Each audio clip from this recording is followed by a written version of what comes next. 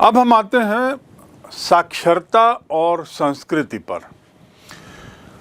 साक्षरता और संस्कृति के बिंदुओं पर कुछ बातें हो चुकी हैं, कुछ इशारे हो चुके हैं। थोड़ा सा हम इसको विस्तार से जानें।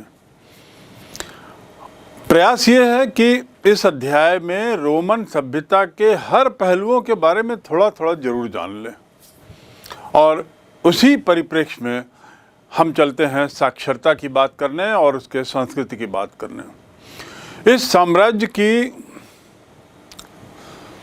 विशेषताओं में से एक विशेषता ये थी कि एकल परिवार पर उनका ज़्यादा जोर था। ये एक बहुत आधुनिक विचारधारा है और ये आधुनिक विशेषता कही जा सकती है। आधुनिक विशेषता का अर्थ ये है कि सामान्यतया एकल परिवार औद्योगिक रूप से विकसित देशों में, औद्योगिक रूप से जो बढ़ चुके हैं उन देशों में, उन जगहों में होते हैं। रोमन परिवार में भी वही प्रथा थी, एकल साम्राज्य की, एकल परिवार की। इसका मतलब कि शायद वे लोग इस मामले में काफ़ी आगे थे, उनके विचार काफ़ी आधुनिक थे। भारत में तो आज भी जॉइंट फैमिली, संयुक्त परिवार की प्रथा है, लेकिन यदि हम उसका हिस्सा होते तो शायद हमारे यहाँ भी एकल परिवार की पद्धति ज़्यादा सामान्य रहती। जहाँ तक जवान पुत्र और उनके परिवार के लोग थे, तो पुत्र अपने माँ बाप के साथ नहीं रहते। वो जैसे ही बड़े हुए फिर वो अपने रास्ते चले जाते, उनके भाई भी अपने रास्ते चले जाते, और उसके बदले दासों का परिवार में ज़्यादा आना जाना था, क्योंकि रोमन सभ्यता में उच्च वर्ग था और दास वर्ग था। और दास वर्ग मूल रूप से पूर्वी क्षेत्र के थे, उस रोमन एम्पायर के पूर्वी क्षेत्र के, और उनके लिए एक हर परिवार के लिए एक आवश्यकता थी दासों की। तो इसलिए दासों का शायद महत्व ज़्यादा था और उनको रखा जाता था हर परिवार में। रोम वासियों के परिवार की ये बड़ी एक सामान्य अवधारणा थी कि अरे हर घर में दास तो होना ही है। अगला बिंदु कि जो गणतंत्र का जो परिवर्ती काल था, मतलब जब बदलाहट शुरू हो गई थी, परिवर्तन आना चालू हो गया था। अब पहली सदी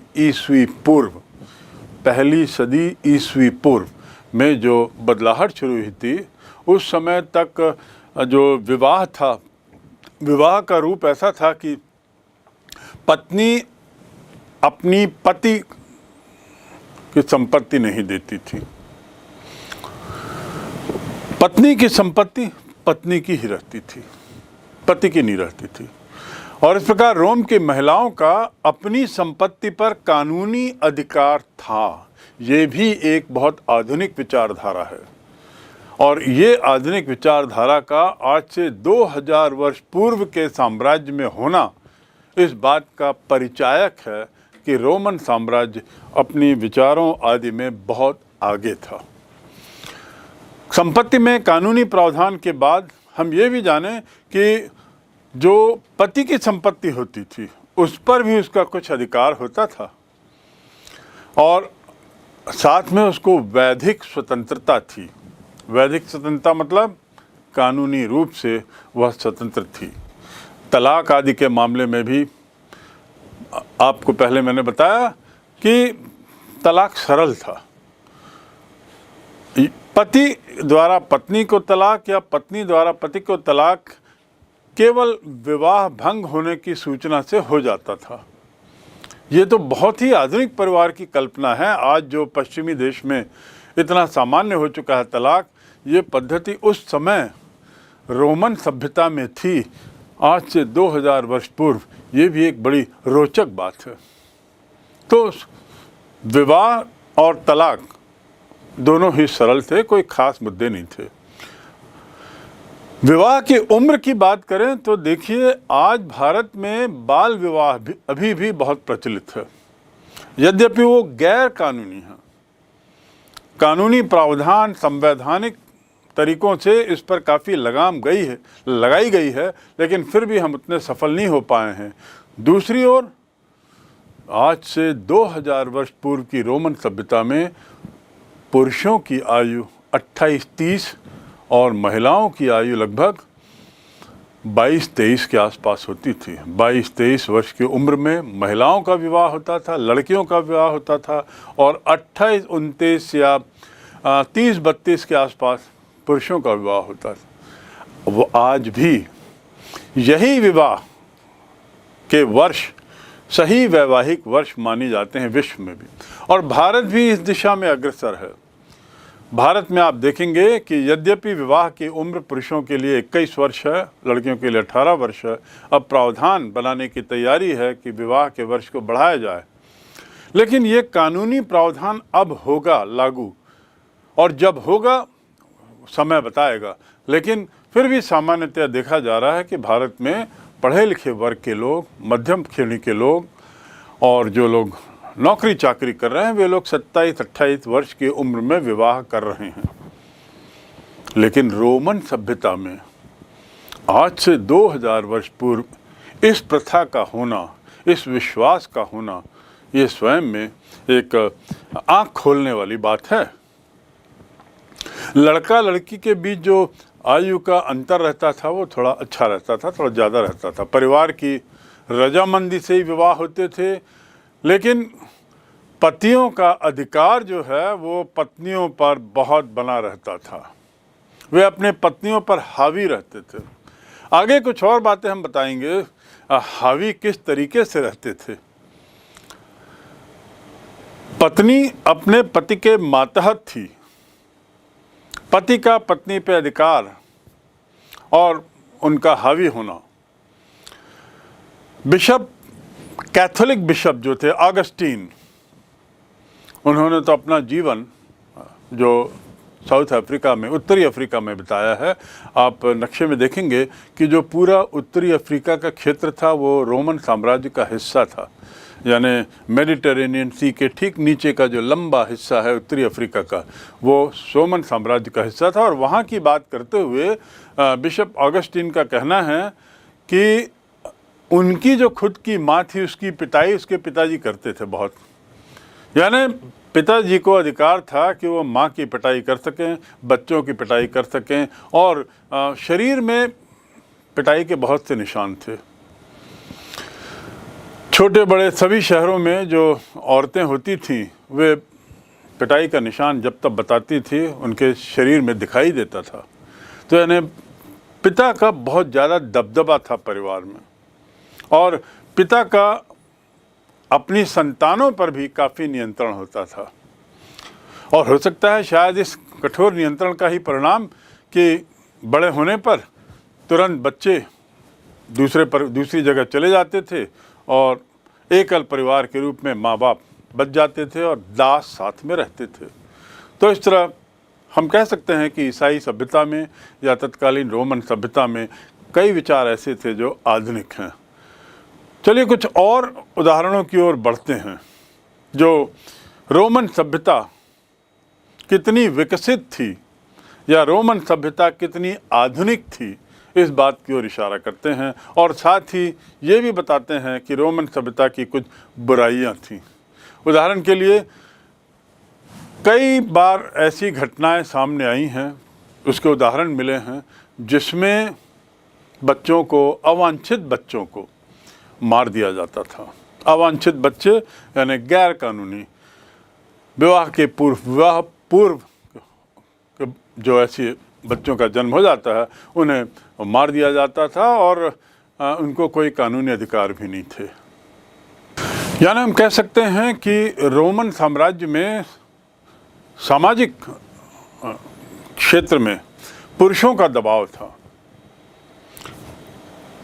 महिलाओं को मार देना, अवांछित बच्चों को मार देना, और उस पर भी उनको कानूनी प्रावधान के तहत संरक्षण मिलना, ये इस बात को साबित करता है। संस्कृति के कुछ बिंदुओं को जानने के बाद अब थोड़ा साक्षरता की ओर मुड़े। उनका साक्षरता का स्तर क्या था? जहाँ तक उनके विचारों की बात है, हमने कई विचारों को जाना जो बड़े आधुनिक थे। पर क्या साक्षरता की दृष्टि में भी वे इतने ही साक्षर थे?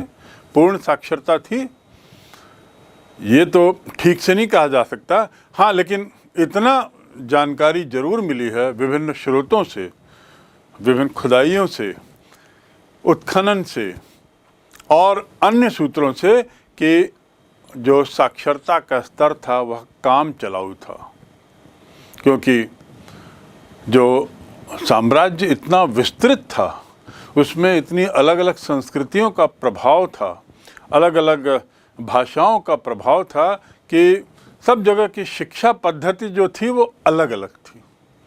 तो बहुत से जो ऐसे जो परिणाम हैं कम साक्षरता आदि, वह इसलिए क्योंकि साम्राज्य बहुत विशाल हो चला था और उस ज़माने में ऐसे संचार के तीव्र माध्यम भी नहीं थे जिसके जरिए एक दूसरे से निकट संपर्क बनाए रखा जा सके। शिक्षा यद्यपि अलग अलग थी, जैसे हम उदाहरण दें कि पोम्पई शहर में 79 ईस्वी में ज्वालामुखी फटने से काफ़ी हिस्से दफन हो गए। 79 ईस्वी में ज्वालामुखी आया पोम्पी में, और ज्वालामुखी आने से बहुत सा हिस्सा पोम्पी का दब गया, और परिणाम क्या हुआ कि दबने से वो यथावत बने रहे नीचे, और बाद में जब उनका उत्खनन किया गया तो हमें काफ़ी कुछ ठोस प्रमाण वहाँ से मिले हैं इस क्षेत्र के बारे में जानने के लिए, साक्षरता के बारे में। उदाहरण के लिए वहीं से पता लगता है कि वहाँ की जो साक्षरता की दर थी या साक्षरता की जो स्थिति थी वो एक तरीके से काम चलाऊ थी, कोई ज़्यादा नहीं थी। पोम्पी की जो गलियाँ हैं, गलियों की जो दीवारें हैं, मकानों की दीवारें, उसमें विज्ञापन लगे हुए हैं, बने हुए हैं। विज्ञापन की भाषा, विज्ञापन का तरीका और उसके साथ ही ग्राफिती क्या होता है? एक तरीके से दीवारों में चित्र बनाना, विशाल दीवारों में बड़े बड़े चित्र बनाना, वो ग्राफिती कहलाता है। ग्राफिती को हिंदी में अभिरेखण भी कहते हैं। तो ये ग्राफिती और विज्ञापन, तत्कालीन विज्ञापनों के जरिए हमें एक अंदाज लग सकता है कि उनका जो ज्ञान था, शिक्षा का स्तर था, वह काम चलाऊ था। साथ ही कई डॉक्यूमेंट्स भी हैं जिसमें पता लगता है कि अमुक व्यक्ति पढ़ नहीं सकता, फलाना व्यक्ति लिख नहीं सकता। तो निष्कर्ष ये कि साक्षरता कुछ व्यक्तियों तक सीमित थी, जैसे सैनिक रहे होंगे, प्रबंधक, मैनेजर आदि रहे होंगे, अधिकारी वर्ग रहा होगा। जो उच्च तबके के लोग थे उनमें साक्षरता थी। दास वगैरह की तो साक्षर होने की तो बात ही दूर। और साक्षरता से यहाँ अर्थ क्या है? जिन्हें लिखना, पढ़ना और थोड़ा बहुत गणित आ जाए। साक्षरता का अर्थ कोई साहित्यिक विद्वत्ता की बात नहीं हो रही है। यानी ऐसे लोगों की संख्या कम थी जिन्हें लिखना, पढ़ना और गणित आदि आता था, आधारभूत गणित। ये वहाँ के उत्खनन से मिलता है। और उदाहरण पोम्पी शहर का आया हुआ ज्वालामुखी है, जिसके अंदर जो कुछ दफन हुआ उसके उत्खनन से जो जानकारियाँ दिख रही हैं उस पर यह कहा जा रहा है। क्योंकि रोमन साम्राज्य बहुत विशाल था, 3 महाद्वीपों में फैला था, कई नदियों के बीच बना था, समुद्र वगैरह भी थे, तो स्वाभाविक है। अच्छा, इतना विशाल होने के साथ भौगोलिक स्थिति भी में भी बहुत भिन्नता थी। एक और मरुभूमि था सहारा का, दूसरी ओर एशिया माइनर का क्षेत्र जो तुलनात्मक जिससे उसका अलग टेम्परेचर, मेडिटेरेनियन सी और उसके ऊपर का हिस्सा उसकी संस्कृति अलग। तो सांस्कृतिक विविधता वहाँ पे बहुत थी, बहुत ज़्यादा हम भिन्नताएं इस क्षेत्र में देखते हैं। और जैसा कहा गया कि संचार माध्यम नहीं के बराबर था, केवल ट्रांसपोर्ट, परिवहन के माध्यम से एक दूसरे से संपर्क था। ये जो संस्कृतियाँ थीं अपनी आइडेंटिटी लगभग बनाए रखी। जहाँ तक विभिन्नता की बात करेंगे तो धार्मिक और स्थानीय देवी देवताओं की विविधता थी। हर क्षेत्र के अपने देवी देवता थे, हर क्षेत्र की अपनी भाषा थी, हर क्षेत्र की अपनी वेशभूषा थी, अपना खान पान था और इसके अलावा अपने स्वयं के सामाजिक संगठन थे। जनजाति जो स्थानीय व्यक्ति थे और उनकी जो बस्तियां हैं वो फरात नदी के पश्चिम में प्रमुख भाग भाषा के रूप में थी। तो फरात नदी यानी यूफ्रेटिस, टाइग्रिस नदी, गलाज और यूफ्रेटस, ये जो नदियां हैं इनके आसपास के जो क्षेत्र हैं यहाँ की भाषा प्रमुख थी। मिस्र में जो भाषा बोली जाती थी उसे कैप्रिक कहते हैं, उत्तरी अफ्रीका में प्यूनिक भाषा और इसके अलावा बर्बर, स्पेन में केल्टिक भाषा CALTIC। तो ये हर क्षेत्र की अपनी अपनी भाषाएं थीं और अपने अपने क्षेत्र में ये भाषाएं काफ़ी मजबूत थीं, स्वतंत्र भाषाएं थीं। इनमें कई भाषाएं अपने तरीके से मौखिक संस्कृति के रूप में थी। जब तक कि लिपि का आविष्कार नहीं किया गया, जब तक कि लिपि का आविष्कार नहीं हुआ, इनकी संस्कृतियां जो थीं, इनकी जो परंपराएं थीं, इनके जो रीति रिवाज थे वो मौखिक थे, कहीं पर लिखे हुए नहीं थे। तो स्वाभाविक है लिपि के नहीं होने से ये दिक्कत तो होगी है। लेकिन मौखिक स्तर पर एक जनरेशन से दूसरे जनरेशन इन संस्कृतियों का जाना, रीति रिवाजों का ट्रांसफ़र होना इस बात को साबित करता है कि विभिन्न क्षेत्र के लोग अपनी अपनी संस्कृति और भाषा के प्रति सजग थे। एक भाषा है आरमाइक। आरमाइक भाषा बहुत बाद में आई। जो भाषाओं का मैंने ऊपर उल्लेख किया है इसमें आरमाइक भाषा अलग थी, ये काफ़ी बाद में आई। और तीसरी सदी का काल, आपको याद होगा तीसरी सदी का काल वो काल है जब परवर्ती काल और इसके बाद का काल, बीच के जो 100 वर्ष हैं, 150 वर्ष हैं, ये थोड़े अलग थे। तो अरमाइक भाषा का विकास तीसरी सदी के मध्य में बाइबल के अनुवाद कैप्रिक भाषा से हुआ। कैप्रिक भाषा कहाँ की भाषा थी? इजिप्ट की, मिस्र की भाषा। कैप्रिक उत्तरी अफ्रीका के हिस्से में जो देश है वहाँ, तो वहाँ पर इसका विकास हो चुका था और केल्टिक भाषा का लिखा जाना भी उसी समय प्रारंभ हुआ। मतलब पहली सदी के पहले आने के पहले लगभग ये भाषा समाप्त हो चली।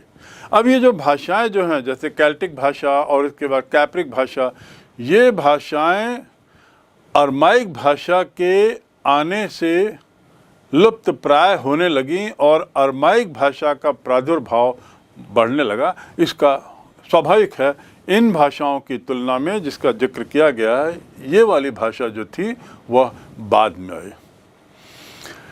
इतना तय है कि जब तक कि अरमाइक भाषा आई तब तक लिपि कैप्रिक में आ चुकी थी, कैप्रिक में आ चुकी थी और लिपि के आने से बाइबल का अनुवाद भी हो चुका था। अंत में केल्टिक भाषा का लिखा जाना प्रथम शताब्दी में पूरी तरह समाप्त हो गया। सामाजिक संरचना, राजनीतिक परिप्रेक्ष्य में रोमन एम्पायर को समझने के बाद, भौगोलिक परिप्रेक्ष्य में रोमन एम्पायर की जानकारी के बाद, अब हम थोड़ा सा इसकी सामाजिक संरचना पर जाएं। इस काल के जो इतिहासकार हैं जिनका नाम टैसिटस, उन्होंने जो शुरू के प्रारंभिक समूह हैं उनका वर्णन किया है और इसमें लिखा है कि सेनेटर, अश्वारोही वर्ग के प्रमुख, जनता के जो व्यक्ति थे वो लोग, इन लोगों का संबंध राजघरानों से होता था। यानी एक वर्ग समाज में ऐसा था जो राजघराने से जुड़ा हुआ था। और इसमें कौन लोग होते थे? इसमें मूलतः अश्वारोही, सेनेटर, जो सेनेटर तो स्वयं में एक बहुत ही ऑल पावरफुल बॉडी हुआ करती थी, तो उसके सदस्य निश्चित रूप से बहुत ताकतवर होंगे और उसके साथ ही जनता के कुछ प्रमुख वर्ग के लोग राजघराने से जुड़े हुए थे। इसके बाद ही इनका संबंध एक दूसरे से हुआ करता था, एक दूसरे से संबंधित रहते थे। दूसरा वर्ग होता था फूहड़ और निम्न स्तर के लोग जो तमाशे दिखाते थे आदि आदि, और साथ में तीसरा वर्ग होता था दासों का। तो पहला वर्ग राजघराना और उससे जुड़े हुए लोग, जिसके लोग सेनेट आदि से जुड़े थे, समाज के अन्य उच्च वर्ग के लोगों के साथ जुड़े हुए थे। दूसरा होता था एक जिसे हम कह लें निम्न वर्ग, और इतिहासकार टैसिटस ने उसे एक तरीके से निम्न स्तरीय वर्ग, तमाशा दिखाने वाला वर्ग कहा है। और तीसरा होता था दास। दास वर्ग का जिक्र पूर्व में हो चुका है। तीसरी सदी में, यानी वो ट्रांजिशन पीरियड में, सेनेट की संख्या बढ़ते बढ़ते 1000 हो गई। आपको याद होगा मैंने जिक्र किया था कि सेनेट की शुरुआत सेंचुरिया कमिशिया से हुई, यानी 100 लोग होते थे उसमें। 100 के बाद वो बढ़ते बढ़ते जब जमींदारों को लिया गया, अन्य प्रभावशाली लोगों को भी इसमें लिया जाने लगा, दबाव समूह जब बढ़ने लगे, तो इनकी संख्या 300 तक पहुंची। पर तीसरी सदी आते आते 1000 हो गए। और इनमें से जो सेनेटरों में आधे लोग इतावली मूल के थे, यानी इटली के लोग थे, रोम के आसपास के थे, या रोम के समाज से जुड़े हुए लोग थे। 500 लोग लगभग, यानी दबदबा उन लोगों का था सेनेट में। कॉन्स्टेंटाइन प्रथम जो एक बहुत प्रसिद्ध शासक था, उसके समय से आरंभ हुआ था। और टैसिटस जो रोम का बहुत महत्वपूर्ण इतिहासकार था, उसने लिखा है कि सेनेटर या नाइट और अश्वारोही मिलकर एकीकृत अभिजात वर्ग समाज बना चुके थे। सेनेटर या नाइट, नाइट एक तरीके टाइटल हुआ करती थी, उपाधि हुआ करती थी, KNIGHT, जिन्हें आज भी इंग्लैंड में नाइटहुड सम्मान के लिए बहुत प्रभावशील लोगों को ब्रिटिश किंग या किंग के द्वारा दिया जाता है, तो उसे नाइटहुड कहते हैं। तो उस समय भी रोमन साम्राज्य में भी इस प्रकार टाइटल उपाधि देकर भी कई लोगों को सम्मानित करते थे, और उसमें सेनेटर होते थे, नाइटहुड होते थे, और अश्वारोही वर्ग के लोग रहते थे। और ये लोग वही उच्च वर्ग के थे, अभिजात वर्ग के थे, जो राजघराने से जुड़े थे, जो सेनेट से जुड़े थे। इनकी कुल परिवारों में आधे जो थे वो अफ्रीकी मूल के हुआ करते थे, यानी एक और इतावली मूल के लोग काफ़ी थे, दूसरी अफ्रीकी मूल के लोग जो उत्तरी अफ्रीका के थे, जो रोमन एम्पायर में जुड़े हुए थे, वहाँ के लोग थे। समाज के दूसरे तबके की बात करें तो नौकरशाही जो थी, यानी ब्यूरोक्रेसी, और उसके अलावा सेना, ये मध्यम वर्ग में गिने जाते थे। और इनमें से कुछ लोग व्यापारी भी थे, कुछ लोग सौदागर, और कुछ किसान भी थे। तो ये किसान, व्यापारी वर्ग, नौकरशाही और सेना, ये एक तरीके से मध्यम वर्ग। पहला तो राजघराने से जुड़ा हुआ उच्च वर्ग, जो किसी न किसी तरीके से राजघराने से संपर्क रखता था। दूसरा हो गया मध्यम वर्ग। ये जो सम्मानित मध्यम वर्ग था, इसमें वे सेनेट पर आधारित थे, उस पर आश्रित थे, और मूल रूप से सरकारी सेवा और उसके अलावा कुछ राज्य के अन्य तरीके की सेवाओं में इनकी ज़रूरत होती, इनकी पूर्ति होती थी। इनका जो दायरा, कार्यक्षेत्र का दायरा था, वो यही था, सेना, उसके अलावा राज्य की सेवाएं, और साथ ही साथ कुछ राज्य के अन्य कार्य। ये हुआ मध्यम वर्ग। अब तीसरा जो है निम्न वर्ग, ये सबसे विशाल समूह हुआ करता था। यदि पिरामिड हम बनाएं तो पिरामिड में सबसे ऊपर राजशाही वर्ग, राजघराने का वर्ग जो छोटा सीमित, उसके बाद मध्यम वर्ग, और तीसरा है निम्न वर्ग, वो सबसे ज़्यादा विशालकाय अपनी संख्या में, अपने साइज में था। इसमें बहुत बड़ी संख्या में लोग आते थे और इन्हें ह्यूमोलियोरिस कहते थे। ह्यूमोलियोरिस यानी निम्न स्तर, निचले तबके के थे, समाज में निम्न श्रेणी के थे, और इनमें अधिकतर मजदूर थे, श्रमिक थे जो खेतों में काम करते थे, फसल कटाई में काम करने वाले श्रमिक थे, और इसी के बल पर उनका पालन पोषण होता था। दास या गुलाम जिनकी संख्या हजारों में थी और पश्चिमी साम्राज्य में लाए गए थे, इनकी भी संख्या बहुत बड़ी थी। तो ये लोग निम्न वर्ग में आते थे, अनस्किल्ड। इसके बाद ओलंपिडोरस जो एक राजदूत था, उसने लिखा है कि कुलीन परिवार जो थे, संभ्रांत परिवार जो थे, उनकी वार्षिक आय लगभग 4000 पाउंड सोने के बराबर थी। और आज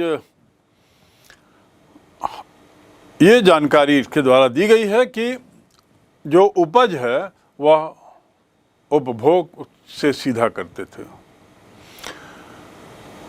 रोमन साम्राज्य के अंतिम शताब्दियों में चांदी का प्रचलन खत्म हुआ। याद होगा मैंने बताया था कि रोमन साम्राज्य में सोने का प्रचलन बहुत था, और यदि भारत हिस्सा होता तो भारत में भी सोने के सिक्के बहुत आते। तो आपकी जानकारी के लिए कि जो रोमन साम्राज्य के जो समाप्त के वर्ष आए, उस समय आते आते चांदी की का उपयोग मौद्रिक प्रणाली के रूप में समाप्त हो गया, और स्पेन को जो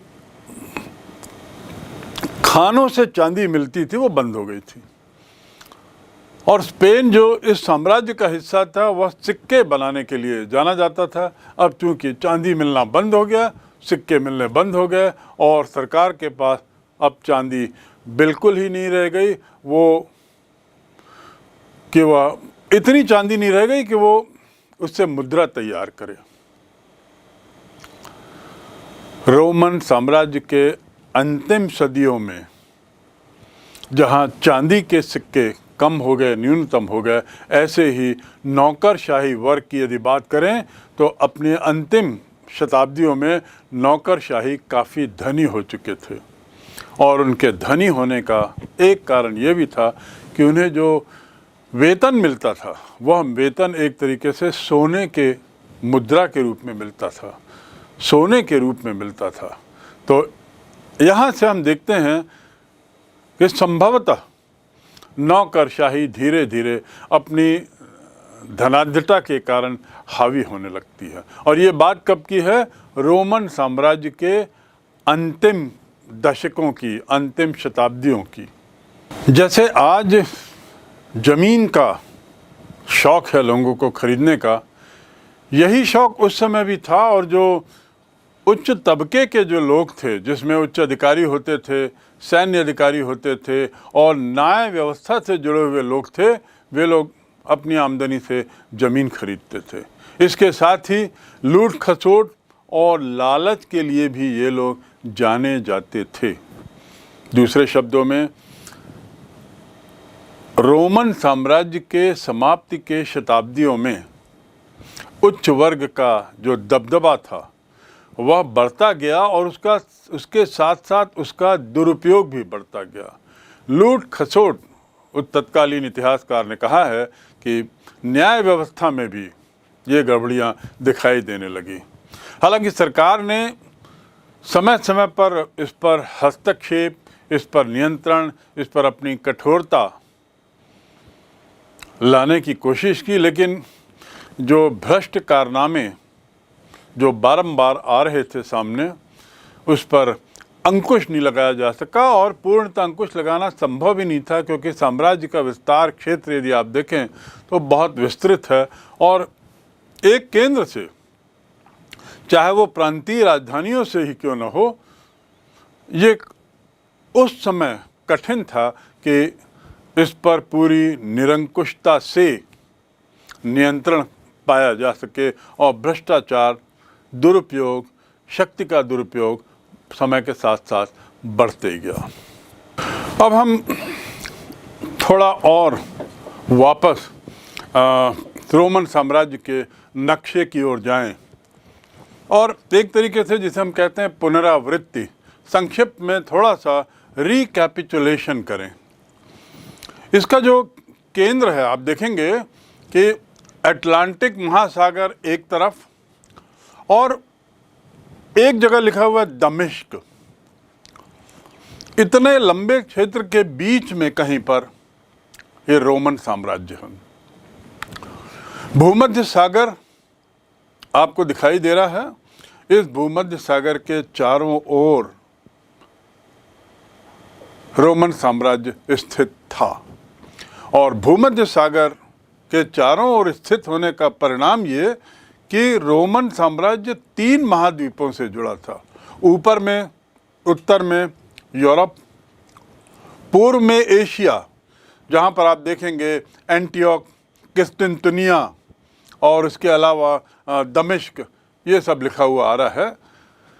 नीचे दक्षिण में उत्तरी अफ्रीका का हिस्सा है, जिसकी शुरुआत आप देखिए मिस्र लिखा है, मिस्र के साथ त्रिपोलितानिया लिखा है जो त्रिपोली आज कहलाता है, और ट्यूनीसिया आदि स्थित हैं। ट्यूनीसिया के बाजू में कार्थेज छोटे अक्षरों में दिख रहा है। कार्थेज उस समय के सबसे प्रसिद्ध शहरों में था, जिसकी स्थापना लगभग 800 BC में हो चुकी थी, जो आपको बताया था। यद्यपि रोम की स्थापना हुई 1000 BC के आसपास। भूमध्य, दूसरे शब्दों में भूमध्य सागर के चारों ओर ये स्थित। इनको यदि हम थोड़ा और समझें तो उत्तर में देखिए काला सागर, ब्लैक सी। इसके और हम पूर्व में जाते हैं तो हम जानते हैं कि कुछ दूसरा साम्राज्य वहाँ फैला हुआ था, तो दूसरे साम्राज्य का हिस्सा वो था। तो कुल मिलाकर रोमन साम्राज्य का जो क्षेत्र था वह भूमध्य सागर और उसके आसपास का, और उसमें मूलतः ये शहर आते हैं और ये समुद्र आते हैं। ये छोटे शहर, ये बड़े शहर, समुद्र और उसके अलावा दूसरे साम्राज्य से जुड़े हुए पड़ोसी कुछ देश। इस विस्तृत क्षेत्र में हम ये मान सकते हैं कि दक्षिण से पूर्वी अरब तक का जो पूरा हिस्सा है, और कभी कभी जो अफ़गानिस्तान की तरफ बढ़ जाता है, काला सागर के यदि हम आगे बढ़ें पूर्व की तरफ, ब्लैक सी के पूर्व की तरफ बढ़ें तो कैस्पियन सी आएगा, जो आप दूसरे नक्शे में देखेंगे। और देखिए वो कैस्पियन सी से लेकर अफ़गानिस्तान और उसके आगे तक भी थोड़ा कई बार ईरान का क्षेत्र रहा, और इस प्रकार ये क्षेत्र ईरान के कब्जे में रहे। इन्हीं 2 साम्राज्यों को लेकर, इन्हीं 2 नक्शों को यदि हम जोड़ें तो 2 विस्तृत साम्राज्य मिलेंगे, जिसको लेकर चीन मानता था कि ये पश्चिम है और उसे बृहद चीन के रूप में उसे समझता था। बृहद चीन यानी चीन के बाद विस्तृत क्षेत्र, दूसरा विस्तृत क्षेत्र। तो ये 2 साम्राज्यों को मिलाने से वह बृहद चीन एक तरीके से निर्मित होता था।